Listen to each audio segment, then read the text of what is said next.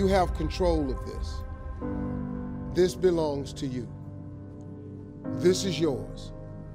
You're the captain, you're the master, you're the foreman, you're the general, you're the head.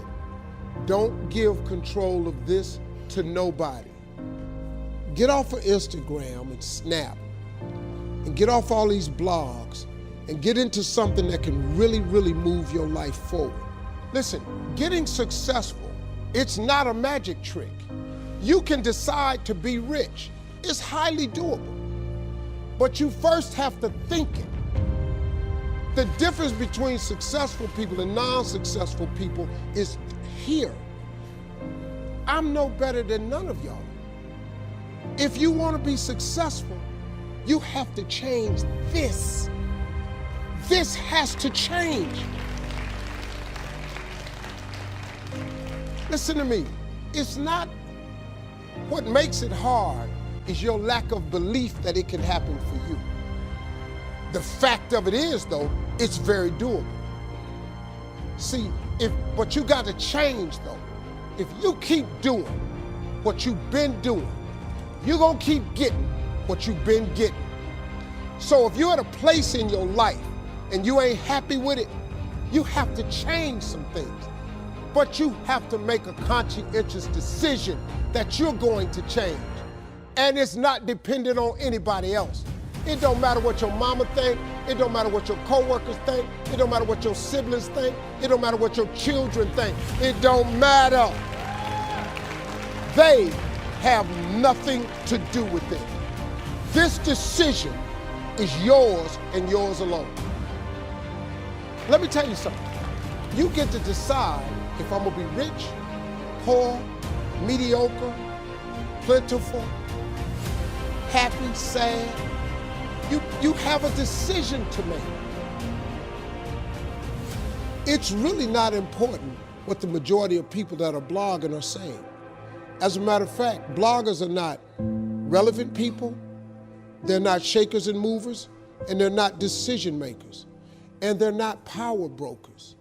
So when you spend so much time in the blog world, the Instagram world, the chat world, all of this, you're wasting valuable time.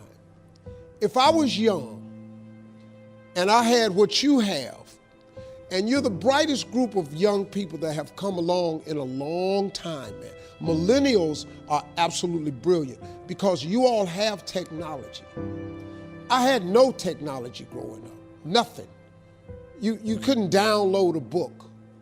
You had to go to the library, go to the card catalog, pull it open, find the book, find the number, go get on the elevator, go to the row, find the number book, get the book, and hope somebody ain't told a page out that you want to read. That's what it used to be. When my mom and them finally got the money together to help us educate ourselves, they bought an encyclopedia set, Britannica, Funk and Wagner, and everything you wanted to know was in that encyclopedia, and that's all you could know. If you want to look up something about elephant, and they had 2 pages on elephants, that was what your knew about an elephant. Y'all got Google. You can Google anything. You all have stuff at your fingertips that can make you great. But if you could combine your technology with your parents and your grandparents' work ethic, your could be rich. You could be rich, man. But you cannot erase the work ethic part. There is no getting around. Ain't no elevator to the top. You got to take the stairs.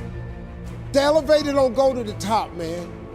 Not in the world of success. You got to take the stairs. Y'all got to start getting gritty, man. I hate it when I see young people wasting their time, wasting all this technology got, just bull, just sitting around in this world that's been created for you that everything is instant. I was arguing with my son the other day. We're having a debate. I thought, man, I'm finally sitting with one of my sons having a healthy debate. I told him that from Cleveland to Nashville was about 540 miles, something like that. He Googles it while we're talking. He said, no, Dad, you're wrong. It's 526 miles.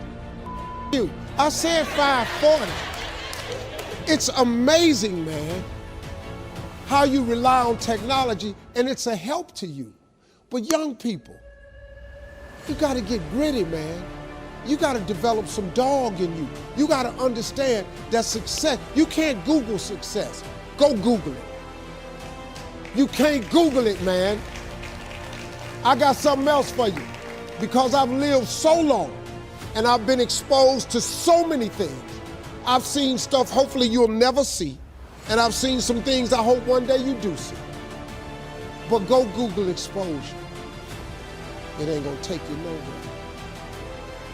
I've been around the world, man, because I've traveled.